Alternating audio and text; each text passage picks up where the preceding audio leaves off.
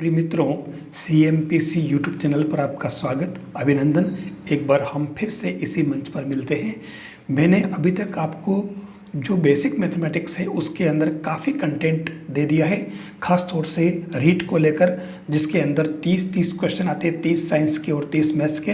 तो 30 क्वेश्चन जो मैथ्स के आते हैं, मैंने अभी तक जो कंटेंट CMPC यूट्यूब चैनल पर जो आपको प्रोवाइड कराया है उसके अंदर लगभग मैंने सारे टॉपिक्स जो आपके सिलेबस में दे रखे हैं, ये जो सिलेबस का है आपका, और इसके अंदर जो टॉपिक है लगभग मैं सारे जो कंटेंट को करवा चुका हूँ। कहीं ना कहीं आपका हर टॉपिक उसके अंदर आया है, क्योंकि मैंने हर कंटेंट पर बेस्ड क्वेश्चन करवाए हैं और बहुत सारे मैंने पेपर सोल्व करवाए हैं। तो आप उसके अंदर CMPC बाई KLP सर के नाम से सर्च करके चैनल पर जा सकते हैं जो भी नए हैं, और उसके अंदर मेरे इस सारे कंटेंट को देख सकते हैं, ताकि आपको इससे जुड़े सारे कंटेंट के जो क्वेश्चन किस तरीके के होंगे वो सारे क्वेश्चन आपको मिल जाए। वो क्वेश्चन कैसे सोल्व करने हैं वही मैंने बता रखा है, फॉर्मूले कौन कौन से काम आते हैं वो भी बता रखा मैंने। आज का जो टॉपिक है वो जनसंख्या वृद्धि दर और ह्रास दर, ये टॉपिक मैं ले रहा हूँ। इसके अंदर किस तरीके के क्वेश्चन बनते हैं, वैसे इस तरह का क्वेश्चन मैंने लगभग जहाँ जहाँ मैंने पेपर सोल्व करवाए उन पेपर्स के अंदर इसका क्वेश्चन हर एक पेपर में 1 या 2 क्वेश्चन जरूर आए हैं, और उनको मैंने सोल्व करवाए। कैसे सोल्व करना पूरा मेथड बताया है। पहले मैंने क्वेश्चन बताया, फिर उनको सोल्व कैसे करना वो मैंने आपको बताया है। तो आज मैं ये जो टॉपिक ले रहा हूँ, अगर आपको ये टॉपिक और ये कंटेंट अच्छा लगे तो आप चैनल को सब्सक्राइब करें और इस लेक्चर को आप लाइक करें, वीडियो को लाइक करें, अपने साथियों को शेयर करें, और टेलीग्राम चैनल को भी ज्वाइन करें जो कि CMPC के नाम से ही है। तो लीजिए हम स्टार्ट करते हैं आज का टॉपिक, जनसंख्या वृद्धि दर और ह्रास दर। देखिए, इसके अंदर इसके जो क्वेश्चन आते हैं उसको सोल्व करने के लिए जो डायरेक्ट जो फॉर्मूला है आपके, यानी कि सूत्र जिसको अपन कहते हैं, वो है P = P0 1 + R/100⁴ n। ये एक इसका इस टॉपिक का मेन फॉर्मूला है, आपको इससे बाहर नहीं जाना है। यहाँ पर जो चीज़ें दे रखी इसके अंदर आपको ध्यान रखना होगा, P0, P और R और N। P0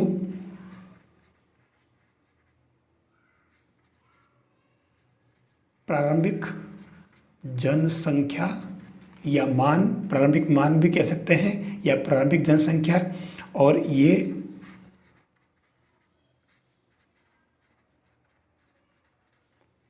अंतिम जनसंख्या। इन दोनों को कहीं कहीं प्रारंभिक मान और अंतिम मान भी लिखते हैं। जैसे वर्तमान जनसंख्या आती है तो 2 वर्ष बाद कितनी होगी या 2 वर्ष पूर्व कितनी होगी, ये हमें ध्यान रखना पड़ेगा। हमें इसी की पहचान में थोड़ी दिक्कत होती है, हमें ध्यान रखना होगा। और आपके जो है रेट है, दर, वृद्धि दर या ह्रास दर, ठीक है। और ये जो आपके प्लस भी हो सकती है और माइनस भी हो सकती है, मतलब ग्रोथ भी कर सकता है और वो डीके भी यानी कम भी हो सकता है। और एन जो है आपके इसके अंदर समय, मतलब 2 वर्ष बाद कितनी जनसंख्या होगी या फिर 2 वर्ष पूर्व कितनी जनसंख्या होगी। 2 की जगह आंकड़ा 3 भी हो सकता है। ये फॉर्मूला हमें यूज़ करना आना चाहिए। सामान्यतया इसके अंदर P और P0 में से ही कोई भी एक क्वेश्चन पूछा जाता है, और मैक्सिमम आपके संभावना P0 की ज़्यादा बनती है। तो अब हम इसके अंदर इसके क्वेश्चन की तरफ बढ़ते हैं कि क्वेश्चन कैसे होंगे। देखिए, ये जो एक क्वेश्चन है आपके सामने, मैं क्वेश्चन पूरा लिखूंगा नहीं। 1 ग्राम की जनसंख्या प्रति वर्ष 5% घटती है। यदि इस समय जनसंख्या 1444 हो तो 2 वर्ष पूर्व क्या थी, यानी कि 144 ये भी इस समय की जनसंख्या है, तो 2 वर्ष पहले की इसने पूछी है। यहाँ समझने की बात ये कभी भी ध्यान रखना, वैसे तो यहाँ क्लियर दिख रहा है कि 2 वर्ष पूर्व की पूछी है, ठीक है। अब 2 वर्ष पूर्व की पूछी, इसका मतलब आपके वर्तमान जनसंख्या, यानी कि आप कह सकते हो कि 2022, और 2022 के अंदर अपन मान लेते हैं जो कह रहा है कि वर्तमान जनसंख्या, ठीक है। तो ये कह रहा है कि 1444 है। अब इसके अंदर ये कह रहा है कि 2 वर्ष पूर्व का मतलब हुआ कि आपको 2020 की बात कर रहा है।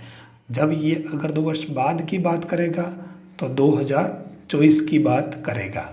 तो अब इन दोनों से ये वर्तमान है, तो दो पहले की, इसका मतलब इससे पहले ये आता है, तो आपको एक तरह से P0 जो है वो ज्ञात करना है, और ये वर्तमान है, ठीक है, यानी कि P है।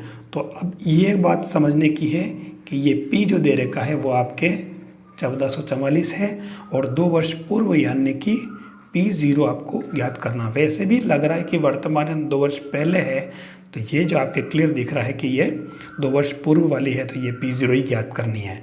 अब हमारे पास जो फॉर्मूला आपको नज़र आ रहा है P = P0, तो ये हो जाएगा आपके P = P0 1 + R/100 power n, ठीक है। अब इसके अंदर n जो है, क्योंकि इसने 2 वर्ष पूर्व कहा है क्वेश्चन में, ठीक है ना, ये लिखा है, तो आपके n बराबर क्या है, 2 वर्ष। बस इसके अंदर आप मान रख लें। तो P आपके जो इसके अंदर है वो दे रखा है 1444, P0 आपको ज्ञात करना है। और जब कभी R दे रखा है साफ साफ 5%, तो इस पूरे को सोल्व करने में सीधे सीधा 100 में से 5 कम करके डायरेक्ट लिख देना 95/100 पावर n है। तो ये 2 वर्ष कह रहा है, तो आप इसको डायरेक्ट ही 2 वर्ष कर लें ये से। अब आपके ये जो सोल्व करना है, तो सीधी सीधी बात, ये तो आपको सोल्व करना आता ही होगा। इसके अंदर 1444 फिर इनटू ये नीचे जो संख्याएं ये ऊपर चली जाएगी 100 और ये 95 × 95। अब इसके अंदर इसको जब काटते हैं तो आपको थोड़ा सा ध्यान रखना होगा।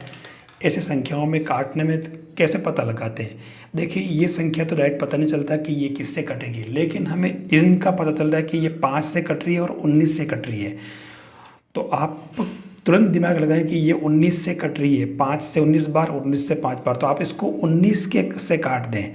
ये 19 × 95 और ये पक्की बात 19 से कटेगी आपके, भले आप देख लें, ठीक है। ये 19, तो 19 7 133, तो ये क्या बचा 114, तो ये 19 × 114, यानी ये 114 बार कट गए। सॉरी, मतलब ये आपके 76 बार। तो अब ये फिर 19 के पारे से कट रहा है, आप देख लो 19 × 76, ठीक है। बस अब ये काम हो गया आपके, ये 5 × 25 और 25 × 100। तो आपके जो P0 आया है वो कितना आया, 4 × 16 00। ये आपके आंसर है। खाली काटने में ध्यान रखना है कि इसके अंदर ये संख्या 19 से कट रही है, पता है, तो आप थोड़ा सा एक आइडिया लगा ले कि ये जरूर संख्या जो 19 से भी ये भी कट रही होगी, ताकि आपका काम जल्दी हो जाए। यूँ नहीं कि 5 से कभी भी इन संख्याओं को कभी नहीं काटना चाहिए, ठीक है। आपको इसका भी एक्सपीरियंस हुआ होगा। अगला क्वेश्चन है आपके पास में, एक कस्बे की वर्तमान जनसंख्या 16,000 है। यदि उसकी जनसंख्या प्रति वर्ष 10% बढ़े तो 3 वर्ष बाद कस्बे की जनसंख्या कितनी हो जाएगी। वर्तमान दे रखी है, अब यहाँ प्रति वर्ष 3% बढ़ने की बात कर रहा है, तो ये 110/100 110/100 110/100 3 बार हो जाएगा, 3 इसलिए, ठीक है। वहाँ ब्रैकेट में तो अब रहा P और P0 की बात, तो 3 वर्ष बाद कह रहा है, तो सीधी सीधी खबर पड़ रही है कि इसके अंदर ये P आपके जो है वो ज्ञात करना है। मतलब क्लियर कह दिया कि वर्तमान का मतलब 2022, ठीक है, और ये जो है आपके कितनी 16,000 है, और 3 वर्ष बाद यानी कि ये 2022 और 3 25, ठीक है, वो आपको ज्ञात करनी है। तो क्लियर दिख रहा है कि ये पहले जो पहले आ रहा है वो आपके P0 और ये P आपके ज्ञात करना है। 3 वर्ष हो गया। अब अपन यही लगा देंगे फॉर्मूला वापस। फॉर्मूला क्या हो जाएगा, P = P0 1 + R/100 power n। तो P आपके पास जो है वो ज्ञात करना है, सीधा सीधा हो गया। और P0 आपके है 16,000, और मैंने कहा था कि ये R की जगह 10% वृद्धि है, तो इसको डायरेक्ट ही 110/100 110/100 और 110/100 लिख दें, क्योंकि n यहाँ पे आपके 3 दे रखा, तो ये 3 बार लिख दिया है। बस इसके बाद कुछ विशेष बात है नहीं। आप काट दो संख्याओं को, ये जीरो से जीरो कट रहे हैं, ठीक है, इन दोनों जीरो से ये कट गया और इन दोनों जीरो से भी ये कट गया। तो अब आपके पास जो आया 16 इंटू 11 इंटू 11 इंटू 11। देखिए 16 इंटू, एक आपको पता होगा जो वर्ग और वर्गमूल पड़ा 121, लेकिन 3 बार अगर आए तो भी आपको पता होना चाहिए, वो होता है 1331। ये राशि आपकी एक चक्रवृद्धि ब्याज वाले सवाल में काम आएगी, बहुत ही ज़्यादा इम्पोर्टेंट है, ध्यान रखना। चक्रवृद्धि ब्याज वाला एक सवाल है और उसमें आपको याद होना चाहिए 11 इंटू 11 इंटू 11 बराबर 1331। ये डिजिट्स आपको याद रख लेना चाहिए। तो ये यहाँ पर ये हो जाएगा 1331 और p का ये इससे मल्टीप्लाई करना है, ये मैंने मल्टीप्लाई कर लिया है और ये इसका फाइनल आपके आंसर आ जाएगा। तो ये इसके अंदर बस ध्यान ये रखना है कि ये पहले पूछ रहा है या बाद का, इससे आपका क्वेश्चन सही हो जाएगा। देखिए अगला जो क्वेश्चन है वो है, एक शहर की जनसंख्या में प्रतिवर्ष प्रति 1025 की वृद्धि होती है। यदि शहर की वर्तमान जनसंख्या 2,62,400 है तो 2 वर्ष बाद की जनसंख्या क्या होगी और 1 वर्ष पूर्व की जनसंख्या क्या होगी, ये इसने पूछा है। देखिए इसने कहा कि वर्तमान जनसंख्या जो है वो है इसके, यानी कि एक तरह से कह सकते हैं कि ये 2022 की वो है 2,62,400 है, और 2 वर्ष बाद यानी कि 2024 की इसने पूछी है, तो वो आपके ज्ञात करनी है। मतलब ये तो आपके हो गई P0 और ये आपके हो गई P जो बाद की ज्ञात करनी है। यहाँ इसने कहा कि 25 प्रति 1000 की वृद्धि होती है, मतलब 0 और ये 0 0, ये ध्यान रखना आपको, और ये वृद्धि है। दूसरा हमारे पास में n बराबर 2 है, तो आप फॉर्मूला अप्लाई कर लें, P = P0 1 + R/100 power n। तो ये P आपके जो ज्ञात करना है ये P एज इट इज रहेगा। P0 आपके 2,62,400 इंटू, मैंने बताया था कि R की जगह आपको डायरेक्ट ये संख्या रख करके अगर वृद्धि है तो आप 100 में जोड़ लें और कमी है तो घटा लें। यहाँ 25, और पहली बात तो 1000 है, ध्यान रखना है ना, 25 प्रति 1000 की ग्रोथ है, ये आपको ध्यान रखना होगा। तो यहाँ 125 करने के बजाय आप क्या करेंगे, 1025 बटा 1000, फिर ये यहाँ पे भी 1000 लग जाएगा, ये भी ध्यान रखना होगा। फिर यहाँ 1025 बटा 1000 हो जाएगा। बस इसका आपको कैलकुलेशन सोल्व कर लेना है, ये इसके अंदर इसका कैलकुलेशन सोल्व हो जाएगा। यहाँ आपको, क्योंकि देखो ये जो संख्याएं हैं काटने में क्या ध्यान रखना पड़ेगा, काटने में ये कि ये 25 से कट रही है, 25 चौके 100 और फिर 25 से कम 25 और 25 चौके, यानी कि ये 41 बटा 40, और फिर ये दोनों जीरो भी आपके इससे कट जाएंगे, ठीक है। फिर ये 4 और 4 दोनों आ रहे हैं, यानी 16 है, 16 से ये कट जाएगा आराम से, और आपके ये आंसर आ जाएगा 275684। फिर इसने कहा था कि 1 वर्ष पूर्व की जनसंख्या आपको ज्ञात करनी। ये क्वेश्चन 2 पार्ट में था, ठीक है। दूसरा पार्ट कि 1 वर्ष पूर्व की बात करें तो यहाँ पर भी वही तरीका आपके P = P0 × 1 + R/100 power n। तो अब यहाँ पर 1 वर्ष पूर्व पूछ लिया है, तो पूर्व का होते ही आपके P0 ज्ञात करना है, ठीक है। तो P आपके क्या है, एक तरह से 2,62,400 और P0 ज्ञात करना, और R आपके जो एज इट इज़ है ये वो 1025 बटा 1000 हो जाएगा, इसको 1000 मान लें अब, ठीक है। और पावर n 1 है, तो इस केस में आपके ये जो P बनेगा वो क्या हो जाएगा आपके 262400 इंटू 1000 बटा 1025। बस ये, अब ये देखो ये आराम से कट रहे हैं, ध्यान रखना। ये आपके नीचे आएगा 41, यहाँ आएगा 40, तो उस केस में ये 41 से पूरी बार कट रहे हैं। आप आराम से इसको सोल्व कर सकते हो, ठीक है। 26 24 है ना, ये 41 से कट रहे हैं आराम से। तो ये आपके डायरेक्ट हो जाएगा 256000 ये। तो इसके अंदर बस कुल मिलाकर ध्यान रखना कि पूर्व और बाद वाला जो मामला है वो आपको इसके अंदर ध्यान रखना होगा। दूसरा एक पैटर्न इसके अंदर आता है कि वो एक मुश्त 5% 10% नहीं होकर के ना रेट अलग अलग हो जाए अलग अलग वर्षों में, कि जैसे पहले वर्ष में R1% की दर से ग्रोथ हुई, दूसरे में R2% ग्रोथ हुई, तीसरे में R3% डाउन हो गई। ठीक है, तो ये इस तरीके से अगर चले तो ऐसे क्वेश्चन को हमें कैसे करना है। यहाँ देखिए, एक नगर की जनसंख्या 3 वर्ष पूर्व 25,000 थी। यदि जनसंख्या में 3 वर्षों में क्रमिक रूप से 10%, 15% और 8% की वृद्धि हुई तो वर्तमान जनसंख्या क्या होगी, ये इसने क्वेश्चन पूछा है। तो अब यहाँ पर सीधी सीधी बात है कि तीनों ही वर्षों में ग्रोथ हुई है, ये कह रहा है 10, 15 और 8%, और ये कह रहा है कि 3 वर्ष पूर्व दे रखी है, यानी अगर ये 2022 की बात करें तो वर्तमान यानी कि ये आपके एक तरह से P0 ही हुआ और ये आपके P है जो ज्ञात करना है।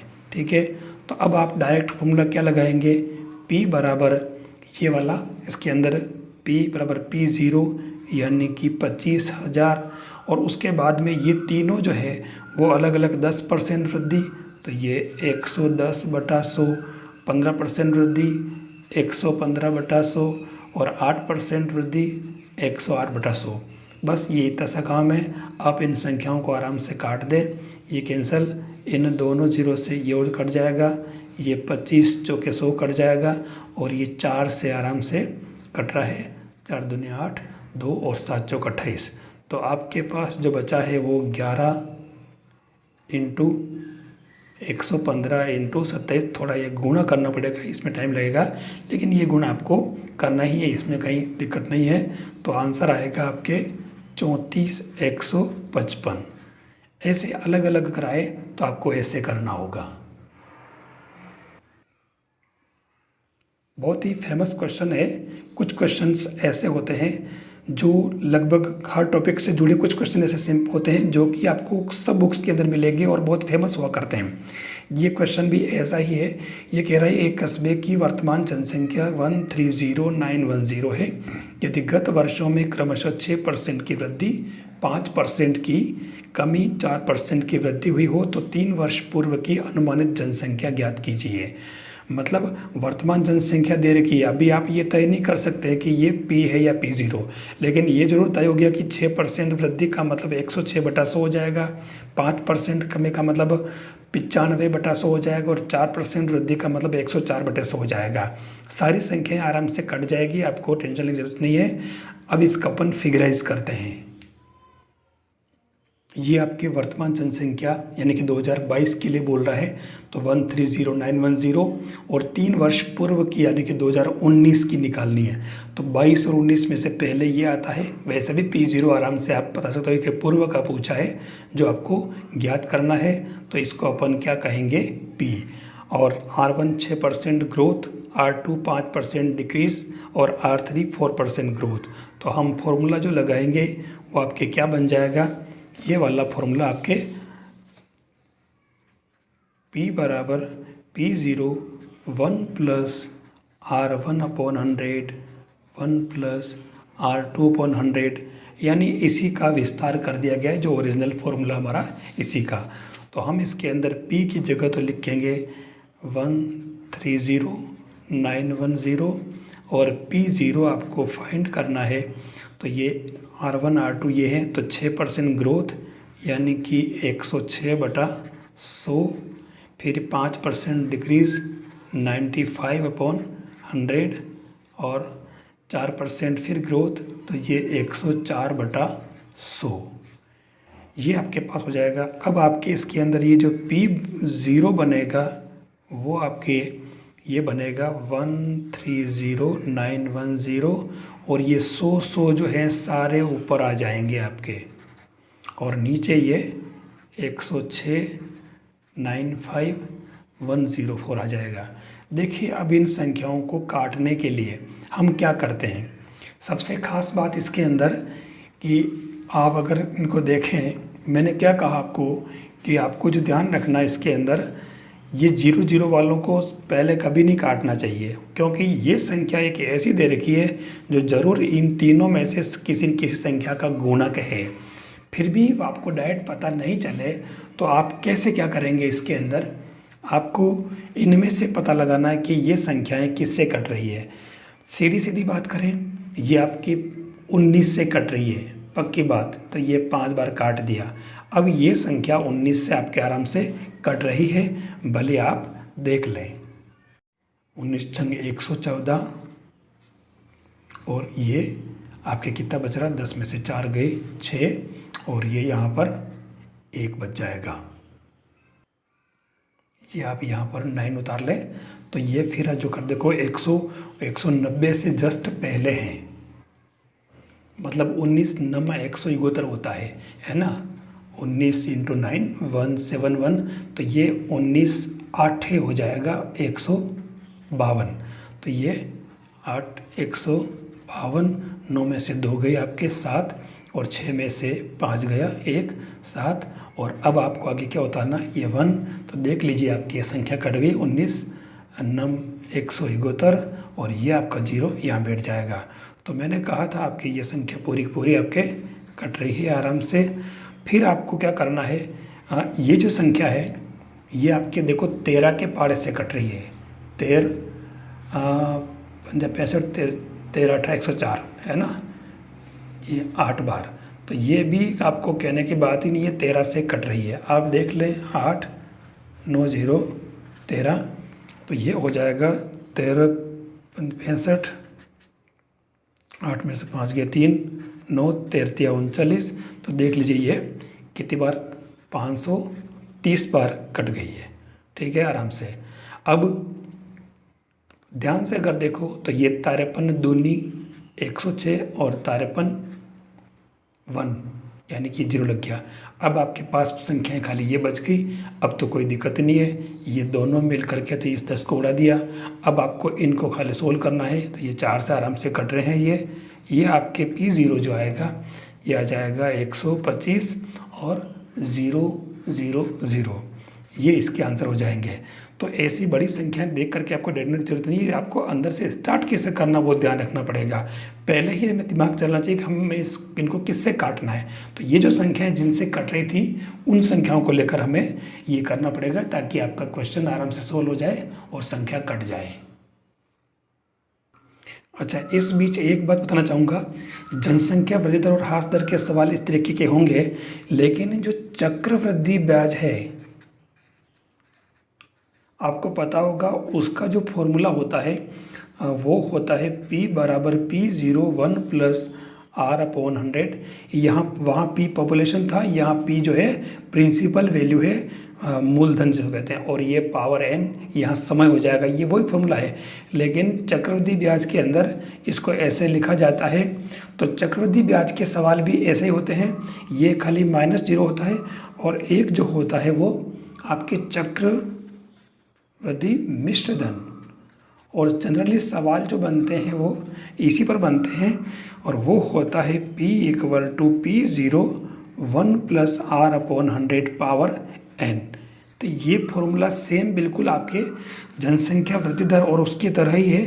फ़र्क ये है कि इसके अंदर P प्रिंसिपल, यानी जो आपके ये P जो है आपके, यानी ये यहाँ पर जो P आ रहा है उस P की जगह आपके क्या हो जाएगा CI कंपाउंड इंटरेस्ट, और ये हो जाएगा CA कंपाउंड, मतलब ये तो हो जाएगा CI कंपाउंड इंटरेस्ट चक्रवृद्धि ब्याज, और ये हो जाएगा आपके CA कंपाउंड अमाउंट मिश्र धन, है ना, मिश्र धन, और ये मूलधन या ब्याज हो जाएगा।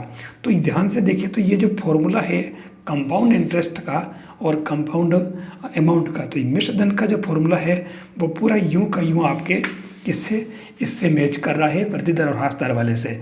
तो इसके सवाल भी जनरली ऐसे ही होते हैं, उसमें भी रेट होती है, मूलधन होता है, यहाँ पर प्रारंभिक मान, और ये जो है मूलधन है, इसके अंदर n टाइम है, वहाँ t लिखा होता है, बहुत सारे बुक्स में समय भी लिखा होता है, t भी, बहुत सारे बुक्स के अंदर n लिखा होता है।